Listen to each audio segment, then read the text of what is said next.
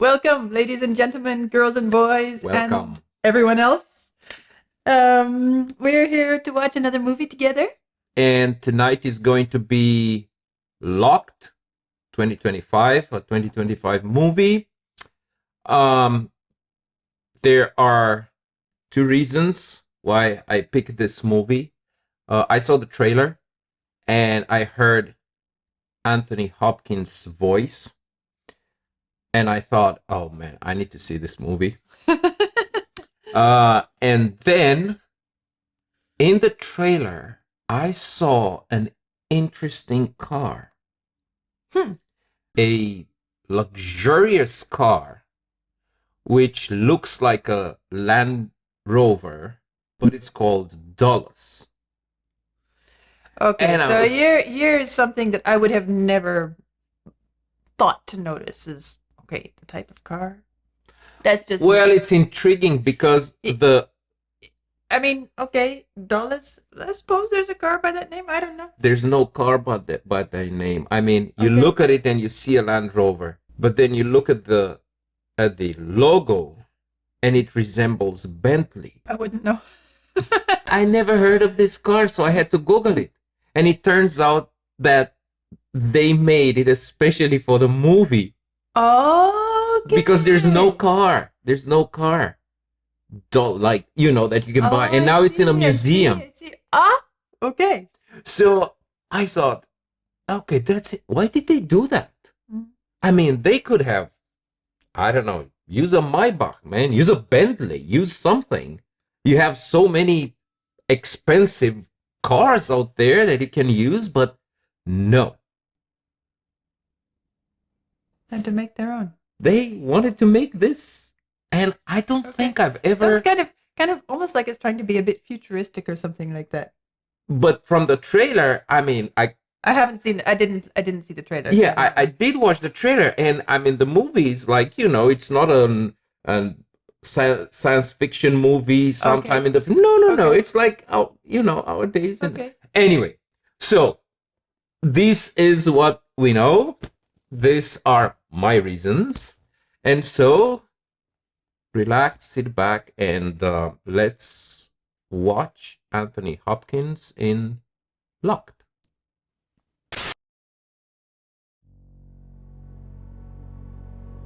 So, did you like it?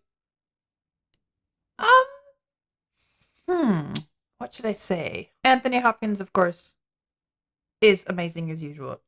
He always manages to be interesting and even if only his voice. Yes, that was interesting. Most of the movie until just the very end, the only thing we had of Anthony Hopkins was his voice. It was an interesting setup in that regard. You don't see one of the main characters on screen at all for most of the movie, even though his presence is felt the entire time. It reminded me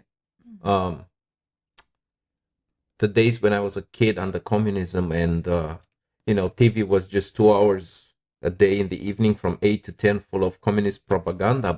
And so we used to listen to radio a lot. Ah, okay. Yeah, a little bit of a radio. And a bit, because I wanted to see him. But no, it's just his voice. But his voice. But you feel his personality and everything. Yes. So, I can't complain about Anthony Hopkins' presence.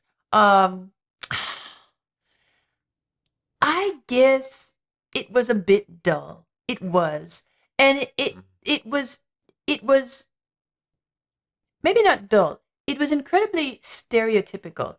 Like the sort of story you would read over and over again in a dozen different cheap paperback novels. It had that feel of a real cookie cutter. Okay, let's just rehash the same script, the same plot, and here we have it again. Okay, it was dressed up with this, yes, I agree, a very fancy car, but by the way, with the car, it almost felt like it was more like about the car than about anything.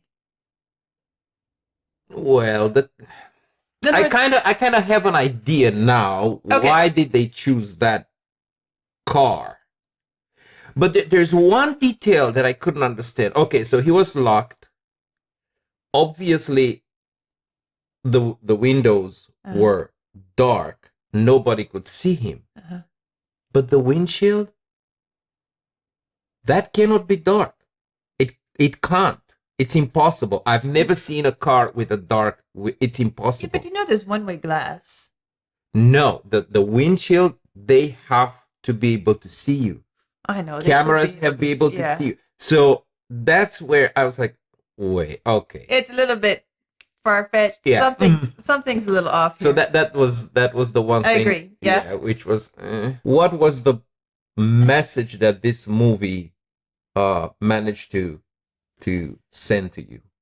Well, it seems to have the message that, you know, if there probably several messages. I would say one is that as long as you're still living and breathing, it is possible for you to reset and Okay.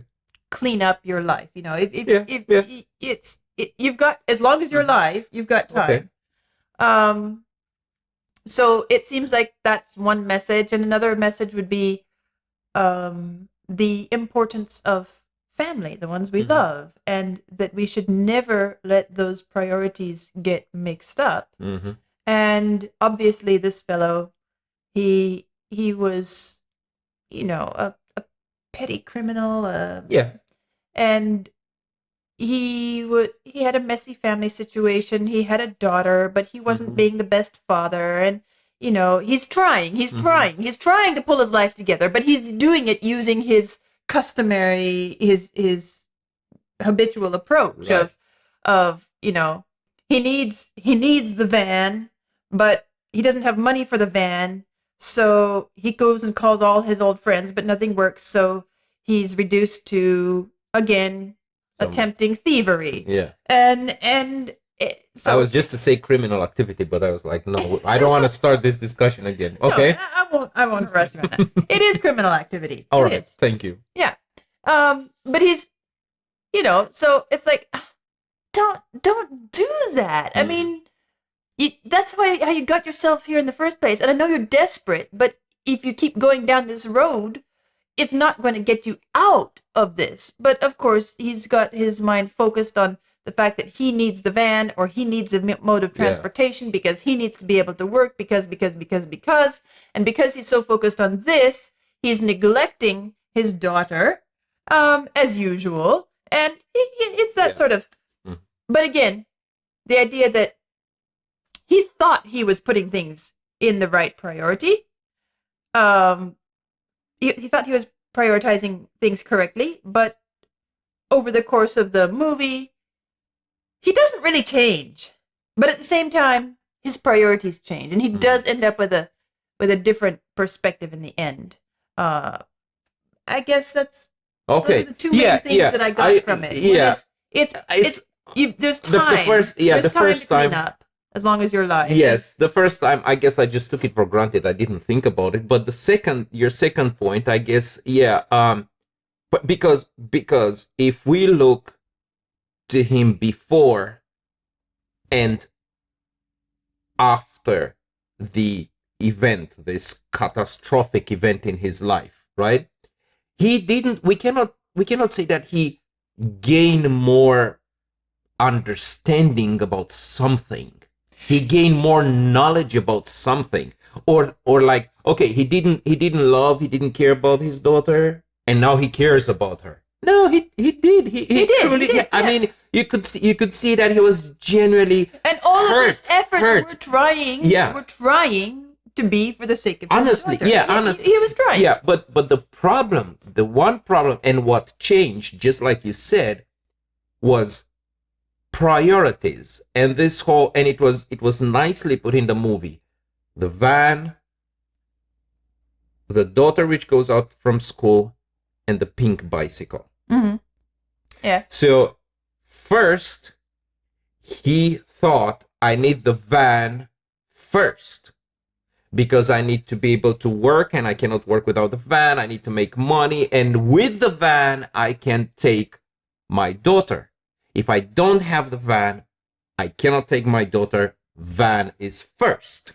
Well, and as while you're on that topic, that actually is something that I thought about early on in the movie, and then I kind of lost the thought along the way as the story progressed. But the idea that this is also highlighting, putting attention on one of the biggest challenges for low-income people in this country. It's showing how absolutely crucial it is to have a mode of transportation in order to be able to kind of pull yourself survive. Yes, for survival. For, that's right. It's very different than Europe. It brings that to the fore and says, and this is the plight of many people in this country. Yes, and it's not always their fault. Yeah. And child daycare, which is again another problem. But anyway, so we have him thinking like this before the event, and then after the event, he goes back. Now he has the money, he pays for the van, but the van is stuck, and he cannot get it out in time to make it to... it was too far back in the lot. The guy said it would take me 40 minutes, and he only had 10 minutes to wait. And so then he makes a decision.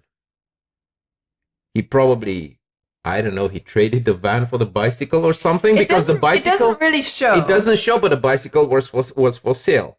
So he either traded the van for the bicycle, or maybe he had some extra money. We don't know. Or maybe, well, he said, how much would you give me for the van? So maybe he was... Yes. Maybe even got some money for the van. Who knows? Maybe he did some deal with the guy. Yeah, probably he got money for the van. He bought the bicycle, and we see him getting on time to pick up his daughter on the pink bicycle, which, of course, he bought it for her. So the major change was priorities. Yeah. Was priorities. Nothing changed in between. Now, what happened in between? What made this change happen? And I have an idea now about this car. What they choose this car. Because if we were to use, and I have a reason for using a religious term or concept, we could say that he was born again. He's a new man. He's a new man. Yeah, he's a new man. He has different priorities, meaning different directions, different ways, a different lifestyle. And so the reason why I want to use this concept, it's because it's sending us, it's sending our thoughts to the supernatural. Okay. And so that car is in a way something, I mean, it's something that you cannot find. You can't find. It's a supernatural. It's something out of this world, so to speak. You can't find it in an ordinary way. You cannot buy a dollar's car. You can't. Okay. So then the message is that, well, if you go that far, you could even take it further. You could say that the fact that Anthony Hopkins is not visible, his voice is kind of acting as the voice of God, in a way, or a God. Okay. I mean, I'm just running with the idea that you presented here. And okay, it's the okay. So I see that. Yeah, it's the God who is inflicting you pain to teach you, but goading you. But it goes, kind of falls apart at the end, it goes so far because he kills Anthony Hopkins. He kills the doctor. So, but I understand. But anyway, so the message being, at the end of the day, you out there who have your life in order, and it comes natural for you to have these priorities, and you feel like, oh man, how can these people live like that? And you're horrified. How can he do that? I mean, this is basic. Well, maybe Try finding yourself in that position. Just try. maybe let me say we who might think like that about these people, maybe we should reconsider, because we don't know how they end up there. I'm not saying it's not their fault, but that's not the point. Whose fault was it? The thing is that once you're there, it's a place which keeps you there. It's maybe as strong as an addiction in a way, and it takes a miracle to change. It takes something to really shake you. It takes a big earthquake in your life. For him, as big as facing death, as big as seeing with his own eyes his daughter almost run out by the car that he was in. He was, I don't remember, was he in front or at the back steering wheel? I don't remember. But I guess that's what I take. That's interesting. From That's the movie. interesting. Yeah, I can see that. We should see that. Yeah, we should reconsider. And if we can have any interaction with such a person, maybe we should approach this person having this movie in mind. Maybe, yeah, you have a point. Another thing that I found interesting about this, I'm thinking about that as I'm talking, but I'm thinking of something else too that was interesting to me as I was watching the movie, and that was watching the dynamic, the power play between the two characters, between this guy and Anthony Hopkins. Because they're both, neither of them was really, well, okay, I guess Anthony Hopkins went by the name of William, right? Okay. And neither of them, William was not a character that had any need to change, right? He was at the end of his life. He was facing his own mortality in a couple months' time. He was expected to die of cancer. So this was kind of his last revenge on the world for the death of his daughter, right? And I didn't gather that he intended to do anything really sinister and evil. Although at the end it was unclear, but I still feel like it was mostly psychological torture that he was intended to inflict. He wanted to frighten. Yeah. He wanted to intimidate. He wanted to make this guy suffer, but he had no intention of actually. I'm not sure about that. But I don't know. I don't know because the movie doesn't go far enough. But along the course of the movie, I didn't get that feeling. He bandaged the guy. He made sure he had enough food and water to survive. Well, because he wanted to keep him alive. He did. Might be for the same reason why somebody who is inflicting torture on another person in a prison cell or something, they don't want to kill them. It may be. I don't know. Yeah. But anyway, and then there's this other guy, and he is incredibly incorrigible. There were responses that he gave to William, things he did that were so, I was thinking, man, don't you just stop and think? You could make your life easier here. You're not helping yourself by behaving in this way. At the same time, it made me. And he was a smart guy. He was not stupid. He was smart, and I was kind of turning this over in my mind as the movie was progressing. Okay, is it trying to portray him as just an incredibly self-centered guy who just refuses to accept that his perspective and his behavior, although he's intelligent, he just doesn't want to accept that he's wrong in his way of relating to life? Okay, he'll accept that he'll admit that he shouldn't have gotten in the vehicle. He'll admit that stuff, but or is it something else? And I'm still not entirely sure. But as I've gotten to the end of the movie now, I feel like with this, what you're saying, the supernatural intervention sort of scenario.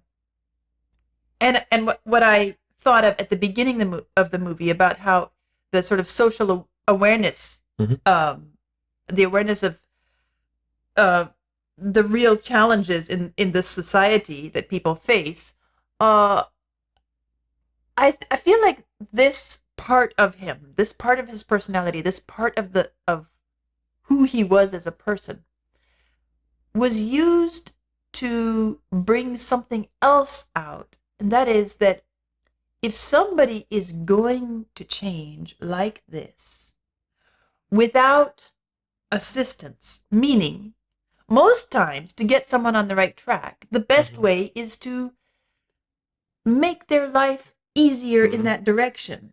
Give them a vehicle. Let them get themselves on their own 2 feet. This guy didn't get that. That requires an incredible internal strength that not everybody has. But I feel like maybe this incorrigible aspect, this side of him that just, it wouldn't bend, it wouldn't give, was used to show that if this is going to happen, played to his advantage at the end of the day. It played to his advantage because it showed that he had that sort of steel core, which was necessary. Because think about it. Okay, nice story. We're at the end. As I said, it's kind of stereotypical. We're at the end. But now what? Now he has no vehicle. Now his priorities are set straight. What's he going to do? Because he still has to go home and care for his daughter. He still has to make his child support payments. He still has to do all these things. He still has to battle his way through life. And he doesn't have a vehicle now. What's he going to do? Well, okay, he did get that little bit of windfall from his scratch card. Yeah. But that's not a lot, right? So I feel like that was another interesting. Well, that was enough to pay for the repairs. For the repairs, yes. So but now he doesn't have the car. Obviously he paid since the mechanic said that it's okay. He can get his van, but now he doesn't have the van because Right. Anyway, So- but I so again, understand. it does have some interesting things in it. Again, I feel like it was presented a bit not ordinarily, stereotypically. Yes, stereotypically, I don't But think. the message was not bad. Yeah, I don't think this would be a movie that I would sit down to rewatch. No. Probably not. No. Once No. is enough. But I mean, But it wasn't bad. It was okay. It wasn't bad. It wasn't bad. And I guess these are the ideas that come to mind. Yeah. Probably will think about it for a day or two, talking a little bit. Let us know what you think about this movie. Be interested. Your ideas. What do you think about the two main characters? Also about the way the actors played. I think they did a good job, both of them. And we'll see you next time to watch another movie.